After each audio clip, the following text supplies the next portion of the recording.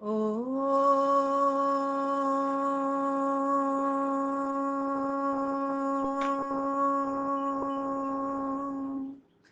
शन्नो मित्रः शं वरुणः शन्नो भवत्वर्यमा शन्न इन्द्रो बृहस्पतिः शन्नो विष्णुरुक्रमः ॐ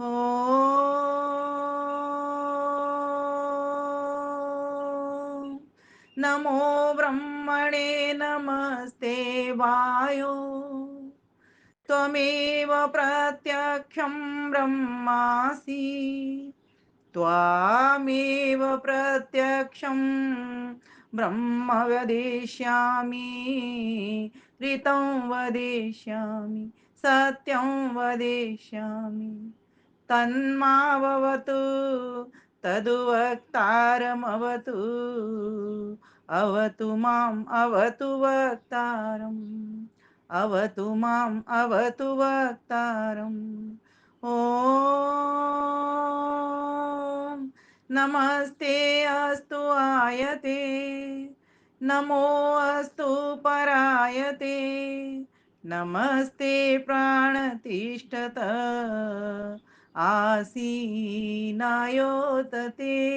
नमः आसीनायोत ते नमः ओम शांति शांति शांति। अमृतसर शक्ति नगर से चलने वाला बहुत ही सुंदर दिव्य भव्य सभ्य कार्यक्रम सबके मन का आकर्षण का केंद्र बना हुआ है। अभी मैं सुन रही थी, इसका मधुर संचालन कर रही हैं हमारी बड़ी बहन आदरणीय सुनीता अरोड़ा जी, जिनको कि आजकल फेसबुक पर अपनी कविताएं लिखते हुए सुनते हुए हम देख सकते हैं, आप और हम सभी। आनंद आता है सच में, इस कोरोना काल ने बहनों को क्या नहीं दिया, सब कुछ दिया। दूसरी बात, इनको तो नमन करती ही हूँ, साथ में इनकी पूरी टीम जो इस कार्यक्रम में सहभागी सहयोगी बनती है उसको भी नमन करती हूँ। तीसरी बात, आज की वैदिक विनय पढ़ी जिन्होंने डॉक्टर अंजू विद्यार्थी, बहुत ही सुंदर, जो 5-7 में मिनट सुन पाई, बहुत सुंदर व्याख्या कर रही थी, उनको भी नमन करती हूँ। चौथी बात, आदरणीय रचना वर्मा जी, जिनके आप फेमस भजन होते हैं, जिनका गायकी एक आदरणीय संतोष धर जी और आदरणीय शोभा बत्रा जी। मैं ये नहीं कह पा रही हूँ किनका ज्यादा बढ़िया था किनका कम था, तीनों के ही पास सच में तीनों ही स्वर मल्लिकाओं को नमन करती हूँ। हमें कहीं से कोई भजनोपदेशक भी बुलाने की आवश्यकता नहीं है, इतने मधुर कंठ तीनों के थे, ऐसे लग रहा था लता मंगेशकर, अनुराधा पौडवाल और सारी हीरोइंस यहाँ पर और भजनोपदेशक क्या गाए बहने गाने के लिए यहाँ पर आ गई हैं। सभी को नमन करती हूँ, प्रशंसा की बात नहीं है, मैं स्वयं प्रशंसित हो रही हूँ आप सभी को सुन करके। साथ ही साथ जितनी भी जुड़ी हुई मेरी माताएं बहनें भाई हैं, उन सभी को भी मैं नमन करती हूँ। और जिसकी कृपा से यह कार्यक्रम इतने सुंदरता के साथ हो पा रहा है, जिसकी सन्निधि में हो रहा है, उस परम पिता परमेश्वर को कोटि कोटि नमन वंदन अभिनंदन करती हूँ, जिसके कारण मुझे भी आप सभी को देखने का दर्शन करने का सौभाग्य प्राप्त हो पाता है। प्यारी बहनों, करते रहें गुणगान, अभी कितना सुंदर भजन चल रहा था। तो मैं कह रही हूँ वास्तव में यही है उस साध्य से मिलने का तरीका आसान, और यही मेरा आज का विषय भी है। चाहती हूं मैं उस साध्य से कितने सरल ढंग से मिला जाए, कितने सहज ढंग से मिला जाए। आइए आज कुछ अपने ऐसे विचार आपके समक्ष रखती हूं जो कि शास्त्र प्रमाणित शब्द होंगे। जैसा कि हम सभी जानते हैं, इस विषय को देख करके ही लग रहा है कि ऐसी क्या बातें हैं जो साध्य से मिलना इतना आसान कर देंगी, क्योंकि इतने ऋषि मुनि सब हार गए, तेरा पार किसी ने न पाया, ईश्वर तेरी माया जगदीश्वर तेरी माया। और ये अभी कल के उठे बच्चे, और ये इतनी बड़ी बात को इतना सरल कैसे कर देंगे। कई बार ऐसे हंसी सी भी आती है और कई बार ऐसे अचंभा भी मन में होता है कि आखिर ऐसा कौन से वे उपाय होंगे। तो बहनों, हंसने की भी बात नहीं है, अचंभे की भी बात नहीं है, हमारे शास्त्रों ने सब कुछ खोल खोल करके हमको दिखा दिया है। जैसे ऋषि मुनियों को ईश्वर ने खोल खोल करके दिखा दिया, चारों वेदों को पढ़ा दिया अंदर ही अंदर मन के भीतर, ऐसे ही हमारे पास भी ये पूरा संसार हमारे लिए खुली किताब है।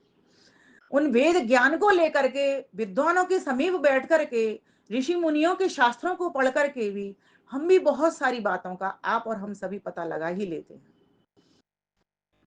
बहुत सारे ऐसे उपाय हैं जिनमें से एक पहला उपाय लेती हूं मैं। हम सभी जानते हैं कि हम सभी ऋषि पतंजलि ने हम सभी को कहा कि अष्टांग योग की ओर आओ और ईश्वर मिलना बहुत सहज हो जाएगा। साध्य अर्थात जिसको हम साधना के द्वारा प्राप्त कर पाए। साधन जिन साधनों से वो साध्य प्राप्त किया जाए। साधक जो कि करने वाला है। जो साधक किसको कहते हैं? जो साधना करने वाला है और साध्य को प्राप्त करने वाला है। साधन क्या कहा जाते हैं? जिन साधनों के द्वारा जिसको हम प्राप्त करने के लिए चले हैं वो प्राप्त किया जा सकता है। और साध्य कौन होता है? जिस साधना के द्वारा जिसको हम जानना चाहते हैं, प्राप्त करना चाहते हैं, वो प्राप्त किया जाए, वह साध्य होता है। तो तीन चीजें सामने आ गई, साध्य, साधन और साधक।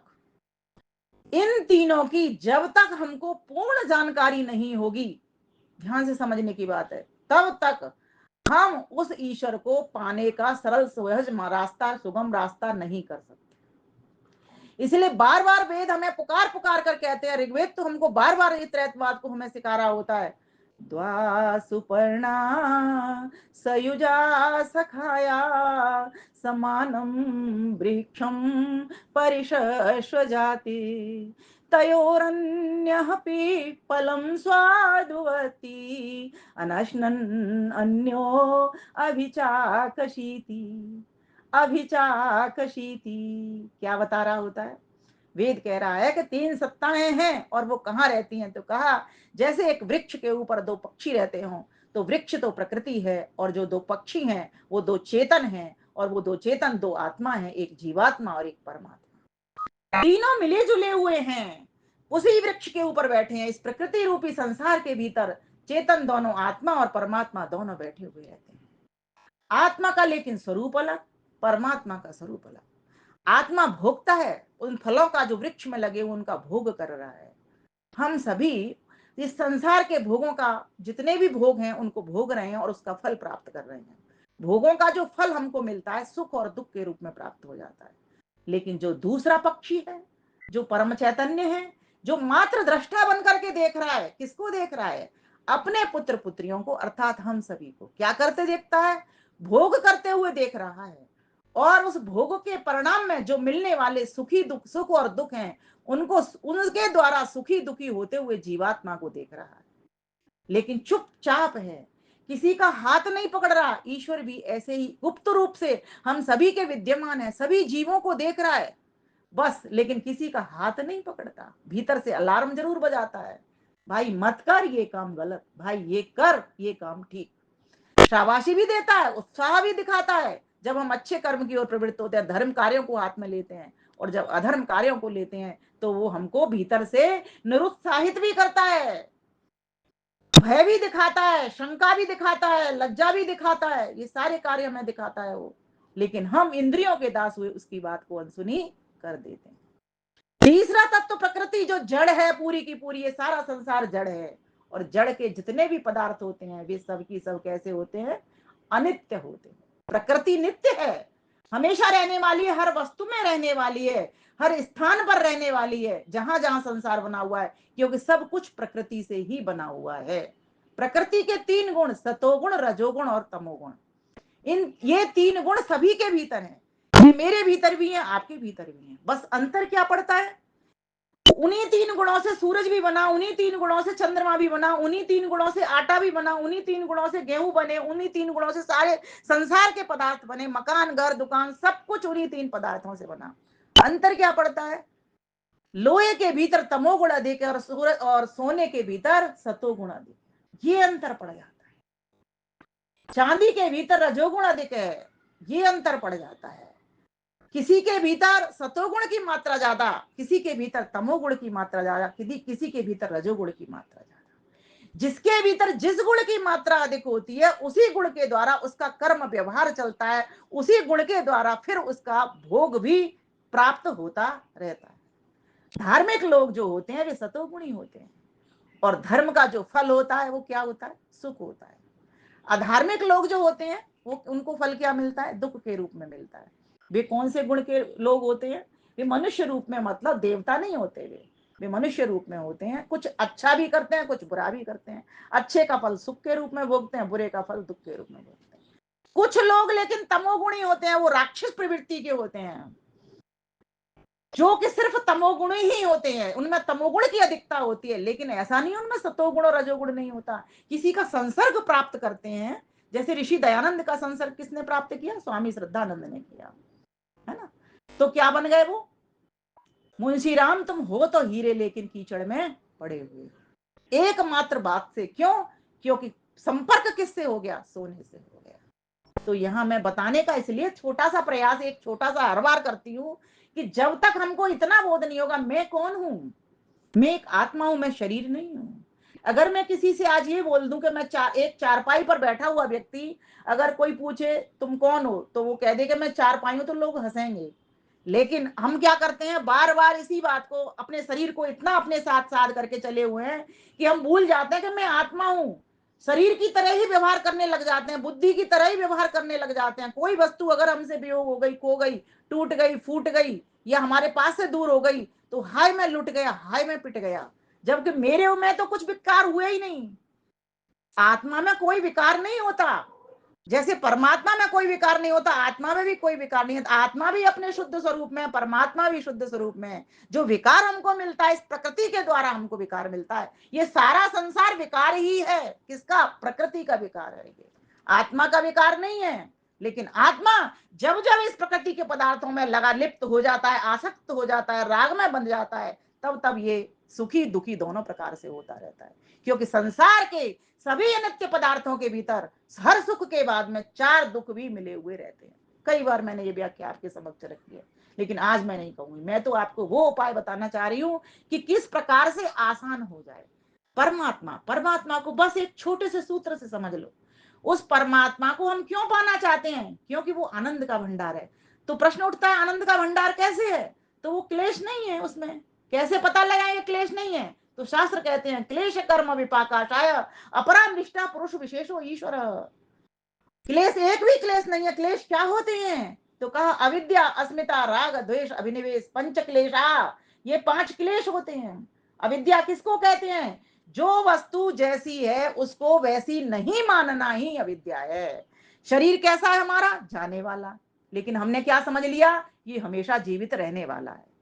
लेकिन हम सभी जानते तो हैं कि ये रहने वाला नहीं है। लेकिन अभी भी हमारी पकड़ ये नहीं है कि ये जाने वाला नहीं है। अभी भी हम हमेशा रहने वाले हैं। तृष्णा न जीर्णा भय में जीर्णा, ये तृष्णा जीर्ण होती ही नहीं है। हम कितने भी बूढ़े हो जाएं, लेकिन ये तृष्णा हमेशा ही हमारी बनी रहती है। मेरा कोई सम्मान न जाए, कोई मेरा व्यक्ति न जाए, कोई मेरी वस्तु मुझसे न छिनी, मेरा ये शरीर भी मुझसे न जाए।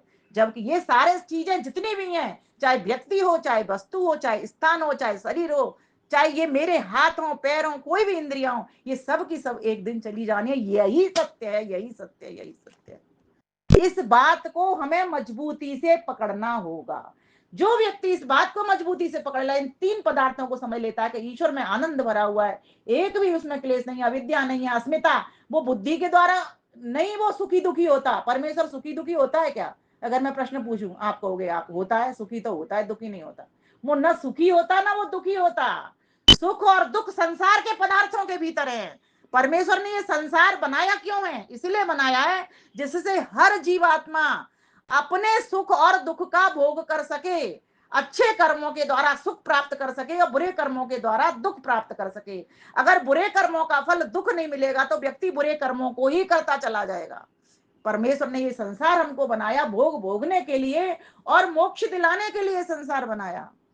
इसीलिए इस बात को समझिए। फिर राग, तो महर्षि पतंजलि कहते हैं सुखानुसई राग, जिन जिन वस्तुओं से हमें आसक्ति होती है राग होता है। देखो प्रेम और राग में अंतर होता है।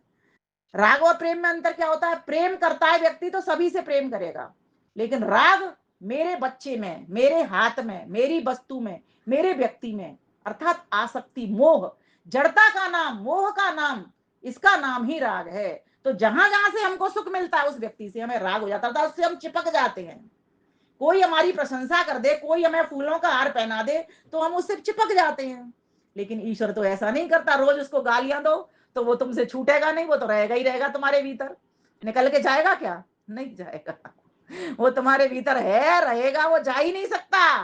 क्योंकि एक वस्तु भी खाली नहीं है, एक जगह भी ऐसी सुई जैसा है कि नोक जैसी खाली नहीं जहां वो नहीं भरा हुआ हो, वो ठसाठस एक रस होकर के भरा हुआ है। ये तो वेद हमको बार बार बताता है ना। अकामो धीरो अमृत स्वयंभो रसे न तृप्तो न कुतश्चनो न तमेव विद्वा न विभाय मृत्यो आत्मानं धीरम अजरम युवानम। भरा हुआ है उसमें एक भी न्यूनता नहीं है, कोई भी उसमें कमी नहीं है। क्यों नहीं है? क्योंकि वो ठसाठस भरा हुआ है, उसमें अपूर्णता नहीं है, अल्पज्यता नहीं है, सर्वज्ञ है और वो पूर्ण है। इसीलिए उस परमेश्वर को आसानी से समझने के लिए उसके गुण कर्मों के स्वभाव को जानना प्रारंभ कर दीजिए। जैसे प्रकृति के बारे में आपने जाना कि संसार के सभी सुखों के भीतर दुख मिले हुए हैं, अपने बारे में जाना कि मैं अल्पज्य हूं, अपूर्ण है, एक देशी हूं, मुझे सारा ज्ञान नहीं हो सकता, सारी वस्तुओं का ज्ञान नहीं हो सकता। कितना भी बड़ा मैं ज्ञानी हो जाऊं, मुझसे और बड़े ज्ञानी मिल जाएंगे, उनसे भी और बड़े ज्ञानी मिल जाएंगे, उनसे भी और बड़े ज्ञानी मिल जाएंगे, फिर अभिमान किस लिए? फिर व्यक्ति को जब इतनी समझ आ जाती है तो विनम्रता उसके उसके चेहरे से ओज झलकेगा, उसके चेहरे से प्रसन्नता झलकेगी, वो भीतर से हंसना सीख जाएगा। ऐसे व्यक्ति ही फिर तुम्हारे लिए प्रेरक बनेंगे, प्रेरणा स्रोत बनेंगे। ऐसे व्यक्तियों की समीपता से ही तुम महक जाओगे, तुम कुंदन बन जाओगे। इसलिए कहा कि ऐसे लोगों की समीपता करो। साध्य को मिलना जहां कहते हैं लोग कठिन है, वही मैं कहती हूं अगर आपका व्यवहार यम नियमों में ढल गया तो साध्य मिला ही हुआ है। वो कहीं जाता तो आता है नहीं। जो चला जाए, कहीं दूर बैठा हो तो नहीं मिले, है ना, हमसे दूर हो जाए तो नहीं मिले। जब वो मिला हुआ है तो ऐसी कौन सी रुकावट आ गई है जिसके कारण वो हमको अनुभूत नहीं हो रहा? पर्दा जो रुकावट है मिलने ही नहीं देता, जान की जकड़न से हिलने ही नहीं देता, हिलने ही नहीं देता। यही तो पर्दा है अज्ञान का। जिस दिन ये हट जाएगा, जिस दिन बादल हट जाएंगे, वो तो सूरज तो दिखा हुआ है, बादल सूरज कब नहीं दिखता? सूरज तब नहीं दिखता जब उसके ऊपर काले घने घोर बादल आ जाते हैं। और जैसे ही बादल हटे सुनीता बहन जी, वैसे ही सूरज साक्षात हो जाता है। और कब नहीं दिखता? जब ग्रहण पड़ जाता है। ग्रहण पड़ जाता है तब नहीं दिखता, तब थोड़ा सा कट जाता है, ज्यादा पड़ता है तो ज्यादा हिस्सा कट जाता है, लेकिन वो तो वहीं की वहीं है, वो कहीं नहीं जा रहा, कहीं नहीं आ रहा। इसीलिए परमेश्वर तो कहीं जा आ, हम चाहे तो भी नहीं जा आ सकता। हम सोचा कि वो अमेरिका चला जाए, तो जाए तो तब उसे खाली जगह मिले। वो तो भारत में भी भरा हुआ है, अमेरिका में भी भरा हुआ है, पाकिस्तान में हर जगह भरा हुआ है। एक ने किसी ने मुझे प्रश्न कर दिया कि जब वो हर जगह भरा हुआ है तो इन पाकिस्तानियों को सद्बुद्धि क्यों नहीं देता वो? तो मैंने कहा वो तो भारत में भी ऐसे बहुत सारे लोग हैं जिनके पास जो दुर्बुद्धि भी है, सद्बुद्धि वाले भी हैं, जो दुर्बुद्धि वाले भी हैं, सद्बुद्धि उसकी सुनेगा, जो उसकी सुनेगा वो उसको सुन लेगा, वो सीख लेगा, वो ग्रहण कर लेगा। जो उसकी नहीं सुनेगा, करो उस मैंने अभी क्या बताया, उस जो तीसरा जो पक्षी जो बैठा हुआ है डाल के ऊपर, वो मात्र देख रहा है तुम्हारे कर्मों को। कर्म करने तो तुमको स्वतंत्र छोड़ दिया ना उसने। तुम अच्छा करो बुरा करो तुम्हारी मर्जी है, तुम जैसा करोगे वैसा वो फल दे देगा। यही तो उसका न्याय है और यही न्यायकारी स्वभाव है। और ये जो न्यायकारी स्वभाव होता है यही दयालु स्वभाव भी होता है।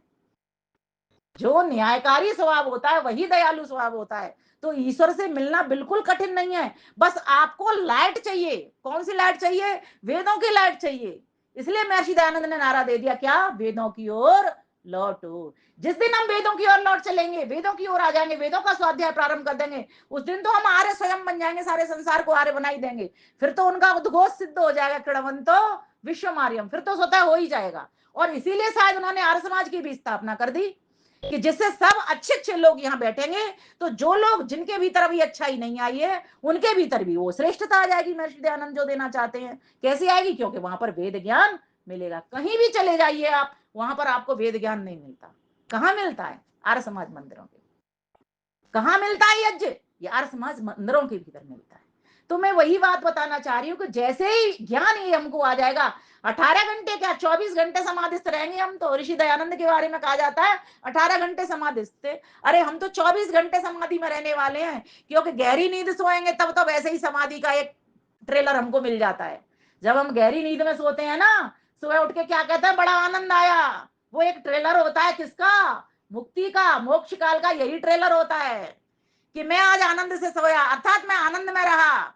जो स्वप्नावस्था होती है ना, वहां पर वात रोग बढ़ा हुआ है, उसके कारण स्वप्न हमको आते रहते हैं। ये हमारा शरीर का विकार है, उससे हम स्वप्न देखते हैं।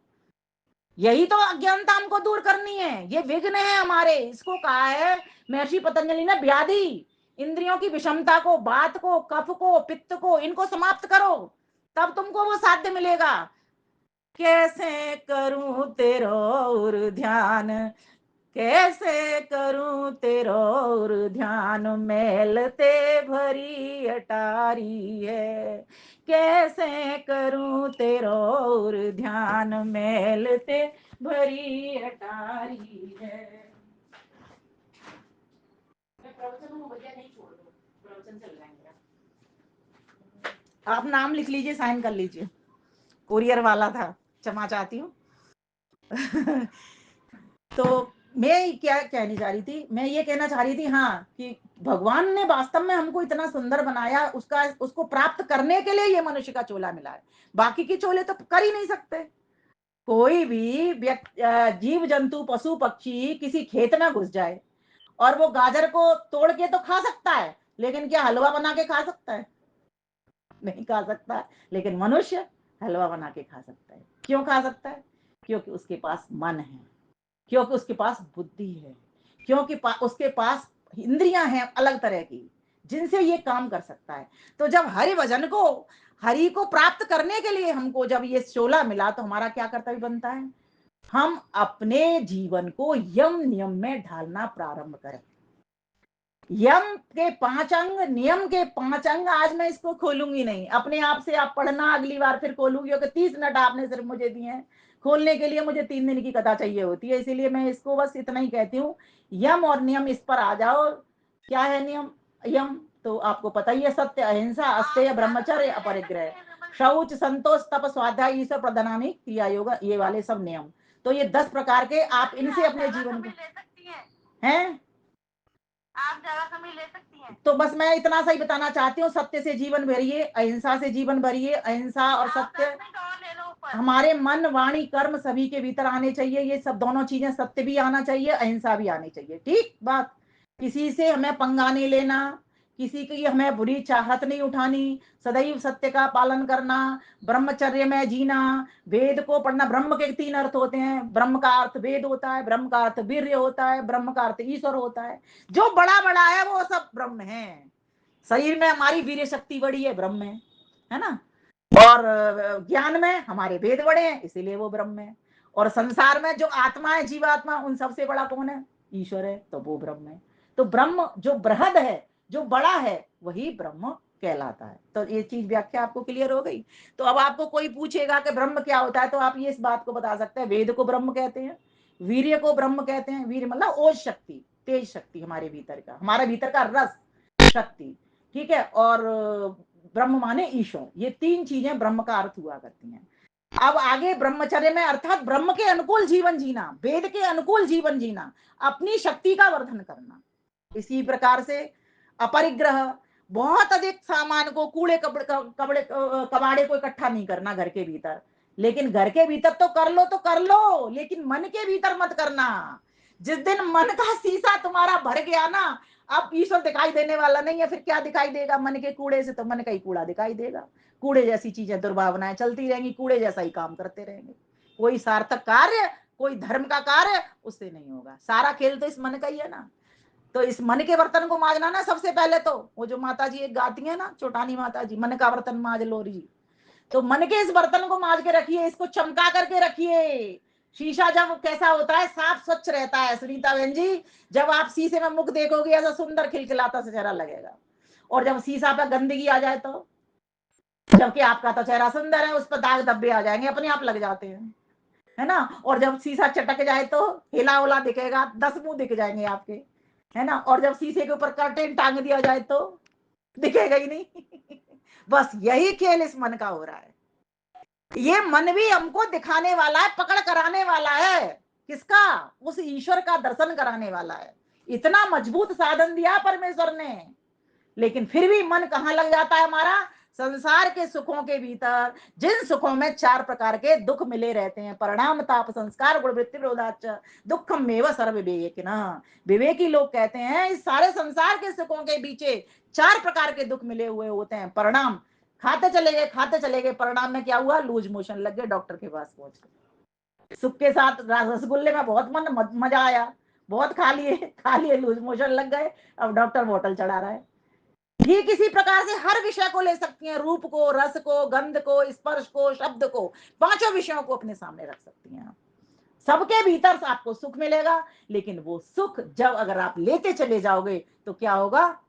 भोगा न भुक्ता वयमेव भुक्ता, तपो न तप्तं वयमेव तप्ता, कालो न यातो वयमेव याता, तृष्णा न जीर्णा वयमेव जीर्णा। ये हालत हो जाएगी।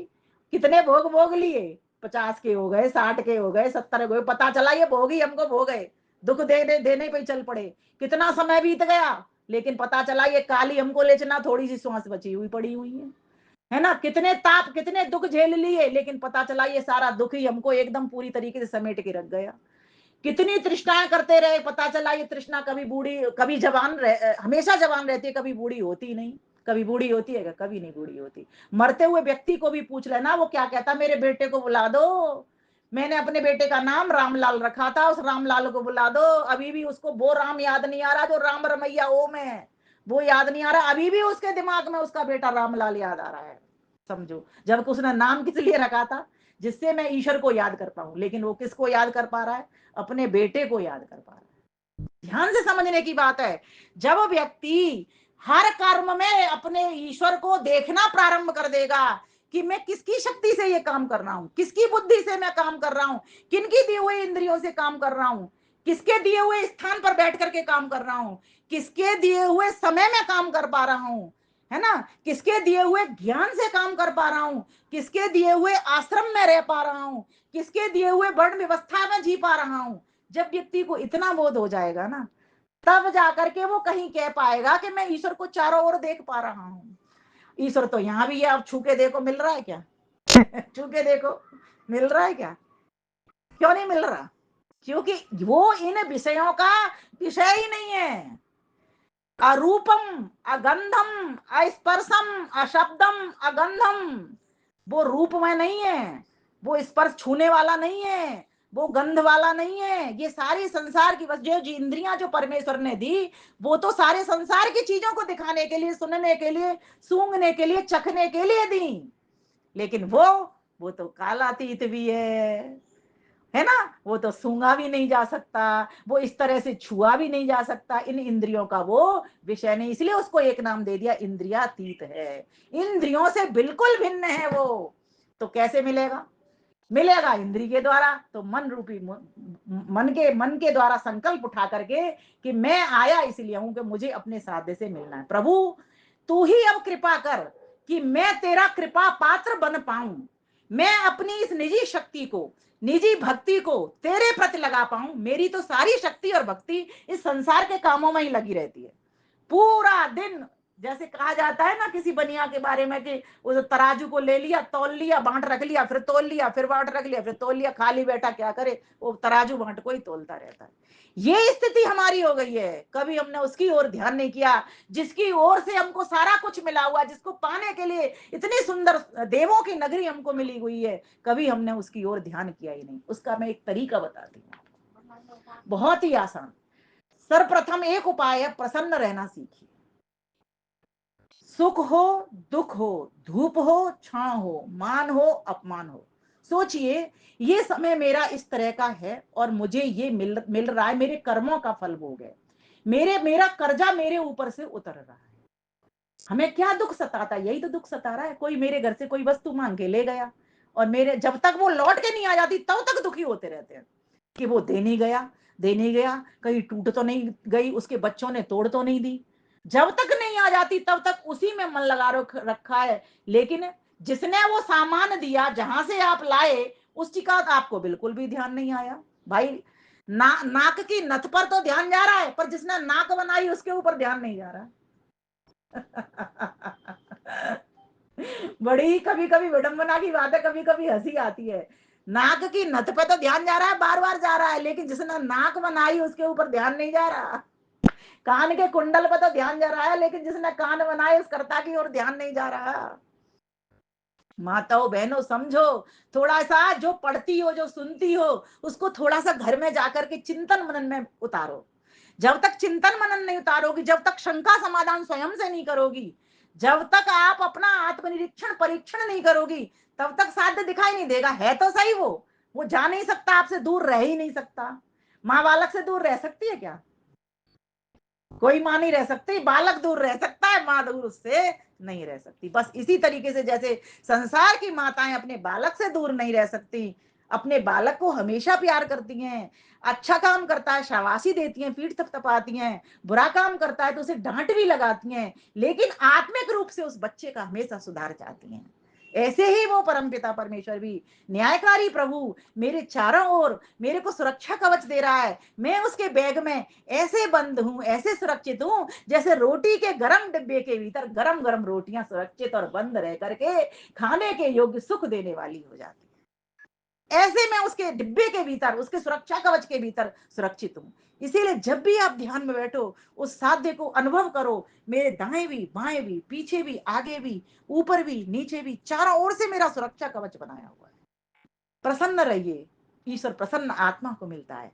हमारा कभी भी हम कहते तो हैं दुख में सुमिरन सब करें, सुख में करे ना कोई, है ना? और जो दुख सुख में सुमिरन करा तो दुख काय को होए, कहते तो हैं हम इस बात को, लेकिन हमारा जब ध्यान है वो दुख में बस इतना तो कहेगा, हे ईश्वर मुझे ठीक कर दे।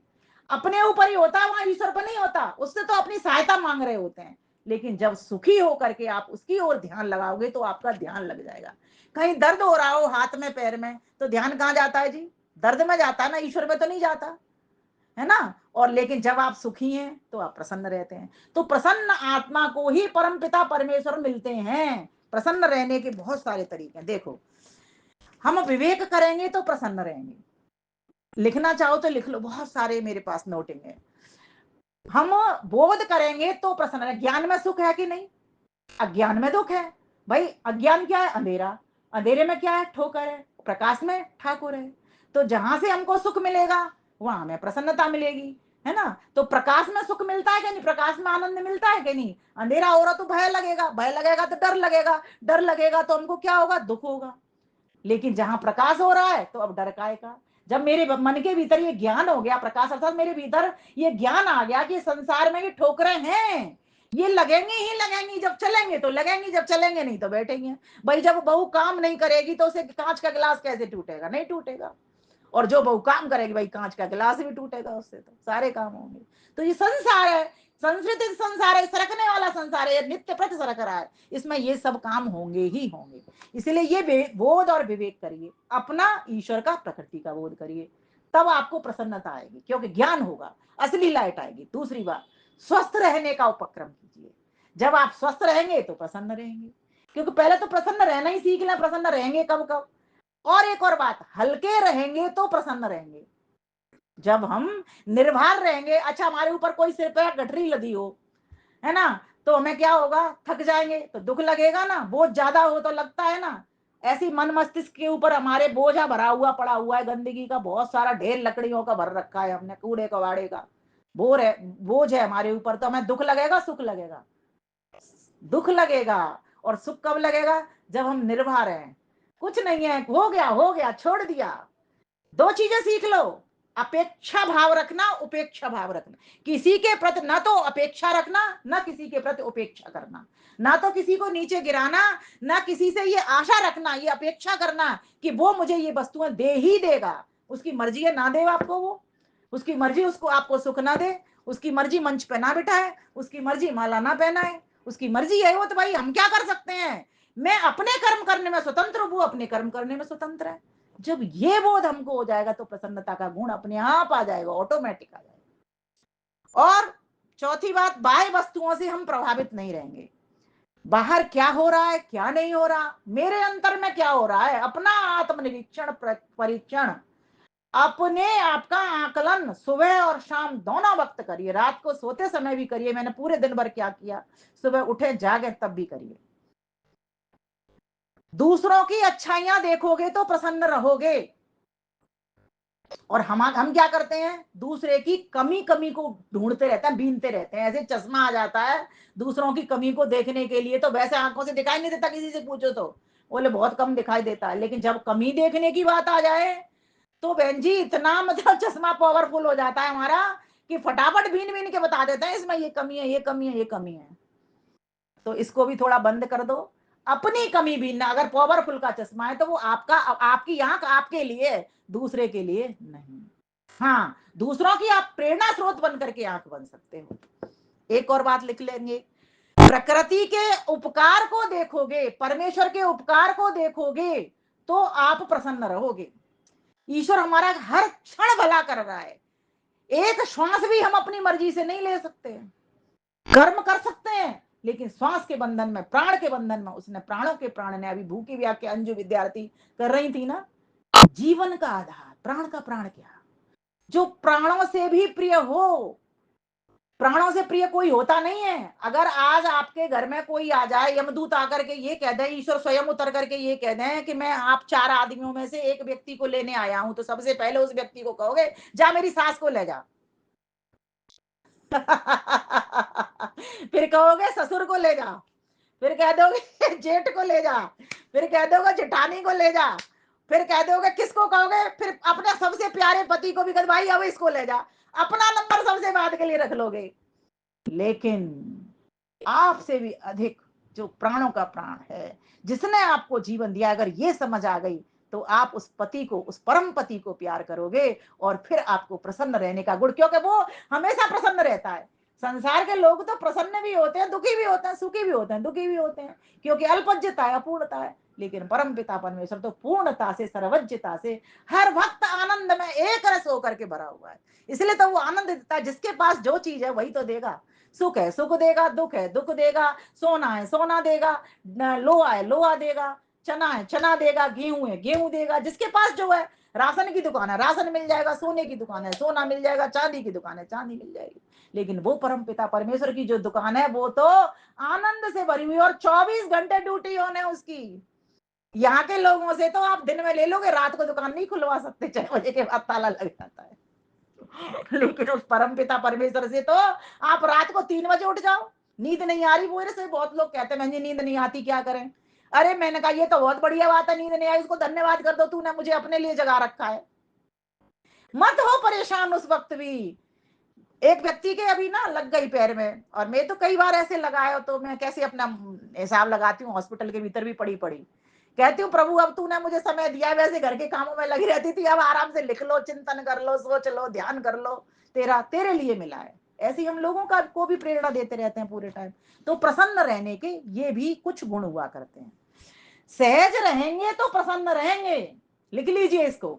सहज रहेंगे, सरल रहेंगे, विनम्र रहेंगे तो प्रसन्न रहेंगे। व्यक्ति क्रोधी स्वभाव का होता है तो प्रसन्न नहीं होता, उसका मुख, चेहरा, आंखें सब लाल हो जाती हैं, और क्रोध में वो स्वयं कोई जला बैठता है। प्रसन्न, और मैं प्रसन्न के गुण क्यों बता रही हूँ, क्योंकि प्रसन्नता में ही परमात्मा का वास है। दुख में परमात्मा नहीं मिलेंगे आपको। मैं इसलिए आपको एक विषय दे दिया था, साध्य से मिलना यूं होगा आसान, इस तरह से उस साध्य से मिल पाएंगे। इसीलिए मैं ये प्रसन्नता के गुण सुना रही हूँ, कहीं मन में आ जाए, बार बार विषय को रिपीट कर देती हूँ। भौतिकवाद से चकाचौंध से अध्यात्म की ओर बढ़ेंगे तो प्रसन्न होंगे। कि भौतिक दुनिया में दुख भरा हुआ पड़ा हुआ है, दूसरों को सेवा दोगे, सहयोग दोगे तो प्रसन्न होगे। लिखते चलिए, निर्मल बनोगे, विमल बनोगे, धवल बनोगे, प्रांजल बनोगे, उज्जवल बनोगे तो प्रसन्न रहोगे। कहते हैं ना, निर्मल मन, परमेश्वर को कौन सा मन पसंद है? निर्मल मन जन सोए मोए पावा, मोए कपट छल छिद्र न पावा। राम सिया राम जय जय राम राम, राम सिया राम जय जय राम राम। ईश्वर को भी कौन सा मन पसंद आता है, कौन सा मन भाता है? उसको भी निर्मल, स्वच्छ, पवित्र, प्रांजल, प्रकृष्ट, उज्ज्वल शुद्ध धवल चरित्र वाला मन पसंद आता है। तो प्रसन्न रहने के ये भी कुछ गुण हैं। विध्वंसक विचारों से दूर रहिए, सृजनात्मक विचारों को अपने भीतर लाइए। भाइयों बहनों माताओं, 40 मिनट तो मेरे हो गए, अब जान कितने और मिनट लग जाएंगे, इसलिए मैं अपनी रामायण यही बंद कर देती हूँ, क्योंकि इसको तो कथा को कितनी भी लंबी मैं खींच ले जाती हूँ। एक और बात बता देती हूँ, स्वयं को स्वस्थ रखेंगे। दीदी नमस्ते। स्वयं को स्वस्थ रखेंगे, मस्त रखेंगे, व्यस्त रखेंगे, तो ही प्रसन्न होंगे। थोड़े दूर बोलना चाहूंगी। हाँ हाँ, अभी बुलवा लूंगी, अभी बुलवा लूंगी, मेरे बाद बोल लीजिएगा, ठीक है, समय होगा इनके पास दे देंगे। स्वस्थ रहेंगे, नोट करिए, स्वस्थ रहेंगे, व्यस्त रहेंगे, मस्त रहेंगे, अस्त व्यस्त नहीं रहेंगे और पस्त नहीं रहेंगे। ये भी लिख लीजिए, पस्त नहीं रहेंगे मतलब गिरेंगे नहीं, ना किसी को गिराएंगे और ना स्वयं गिरेंगे। प्रसन्न रहेंगे तो परमात्मा मिलेगा। किसी ने कुछ कह दिया, हम फौरन बहुत जल्दी परेशान हो जाते हैं, माना कि सभी का स्वभाव होता है दुखी दुख में जीना, अर्थात जैसे सुख मिला फिर दुख मिल गया, किसी ने कुछ कह दिया दुखी हो गए, लेकिन उसको काटना भी हमको आना चाहिए। कह दिया उसने अपनी बुद्धि से कह दिया, उसको ऐसी समझ आई, अपने आप को बिल्कुल भी दुखी नहीं करना। यही तो कला है जीवन जीने की, यही तो आर्ट है। जिस दिन ये आर्ट आ जाएगी उस दिन हमको जीवन जीने का पार्ट भी अदा करना आ जाएगा। उस परमेश्वर ने हमको इस जीवन की यात्रा में उस मंच के ऊपर बिठाया जिस पर हमें पार्ट अदा करना आना चाहिए। परमात्मा का अंतिम बात कह के वाणी को विराम देना चाहूंगी, उससे पहले कि परमात्मा का बार बार धन्यवाद करो। जब उसके बिना हम इन इंद्रियों का व्यवहार नहीं कर सकते, उसके बिना श्वास नहीं ले सकते, उसके बिना आदान प्रदान नहीं कर सकते, उसके बिना कुछ सोच नहीं पाते, माना कि कर्म करने में स्वतंत्र है जीव, लेकिन फिर भी दी हुई तो उसी की ये दौलत है, उसी की बदौलत ही तो हम जीवन जी पा रहे हैं। जब तक ऐसा हमारा काम नहीं होगा तब तक हम प्रसन्न नहीं रह पाएंगे। प्रसन्न रहने के लिए परमात्मा की समीपता तो चाहिए, क्योंकि वह क्लेश से रहित है। अविद्या अस्मिता राग द्वेष अभिनिवेशा, मृत्यु का भय तो उसका होता है जिसका जन्म होता है, परमेश्वर का कभी जन्म नहीं होता। तो स्वयं को जाने, परमात्मा को जाने, जड़ प्रकृति को जाने, प्रकृति के विकार इस संसार को जाने जो नित्य प्रसरक रहा है, इसमें जितने भी सुख मिलते हैं उनके भीतर छुपे हुए चार दुखों को जाने। जब तक इतनी समझ हमको नहीं आ जाएगी तब तक हमें संसार से व्यवहार करना भी नहीं आ पाएगा। भगवान से प्रार्थना करती हूँ हम सभी उस साध्य परमेश्वर को, हम सभी साधक साधिकाएं उस साध्य परमेश्वर को कुछ इस चुनिंदा से साधनों के द्वारा पाने का प्रयास करेंगे, तभी जाकर के हमको कुछ लाभ मिलेगा। चंद पंक्तियां सुना करके अपनी वाणी को विराम दूंगी। ऐसी हमको कर लगन प्रभु, पाए तेरा प्यार है। ऐसी हमको कर लगन प्रभु, पाए तेरा प्यार है। तू ही बंधु मीत सबका, तू ही जग परिवार है। तू ही बंधु मीत सबका, तू ही जग परिवार है। अनूप रूप सुंदर सब जगत छाया घनी, कौन सी वो डाल है जिस पर न पंछी स्वर धनी, कौन सी वो डाल है जिस पर न पंछी स्वर ध्वनि। खिल रहा हर पुष्प में तू, हो के खुशबूदार है। तू ही बंधो मीत सबका, तू ही जग परिवार। भूत वर्त भविष्य में तू स्थान सेरी ता नहीं, क्षण प्रहर दिन रात सब में काल से बीता नहीं। क्षण प्रहर दिन रात सब में काल से बीता नहीं। ज्योति रवि सम झिल मिलाए, चांद शीत उदार है। तू ही बंधो मीत सबका, तू ही जग परिवार है। जान में भी जान में हर मान में मान में प्रेम में हर त्याग में करुणा दया दान में। ईश्वर से किसी भी चीज की दूरी नहीं है, न वस्तु की, न स्थान की, न काल की, किसी भी चीज की नहीं है। न सद्गुणों से भी उसकी दूरी है। प्रेम में हर त्याग में करुणा दया दान में रिश्ते नाते सब तुझी से गजब रिश्तेदार है। रिश्ते नाते सब तुझी से गजब रिश्तेदार है। तू ही बंधो मीत सबका, तू ही जग परिवार है। ऐसी हमको कर लगन प्रभु, पाए तेरा प्यार। शक्ति व्यक्ति विशाल कर दो, बोध निर्णय ठीक हो। इंद्रियां तब कर्म में हो, पूर्ण ज्ञान सटीक हो। इंद्रियां तब कर्म में हो, यद करोसि यदश्नासि यद जुहोसि तदासि यद तपस्यसि कौन्तेय तत्कुरुष्व मदर्पण। हे अर्जुन, करता चल, जो खाता है उसको खिलाता चल, जो हवन करता है उसको देता चल, पर मेरे समर्पित होकर के करता चल सब कुछ। देना लेना, पहनना ओढ़ना, खाना पीना, यज्ञ करना, सब कुछ मेरे समर्पित होकर कर। जिस दिन तुझे ये ईश्वर प्रदान करना आ जाएगा उस दिन तो तू मेरा है, और उसके तो हम हैं ही, लेकिन ईश्वर हमारा हो जाएगा। इंद्रियां तब कर्म में हो, पूर्ण ज्ञान सटीक हो। विमल मन शीशा बनाओ, देखें तब दीदार है। विमल मन शीशा बनाओ, देखें तब दीदार है। तू ही बंधो मीत सबका, तू ही जग परिवार है। ऐसी हमको कर लगन प्रभु, पाए तेरा प्यार है। तू ही बंधो मीत सबका, तू ही जग परिवार है।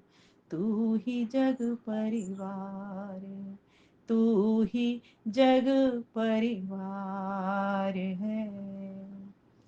आप सभी का बहुत बहुत धन्यवाद। सुनीता बहन जी बहुत बहुत धन्यवाद। नमस्ते। हम कमलेश दीदी आई हुई हैं, वो कुछ कहना चाहती हैं, गाना चाहती हैं।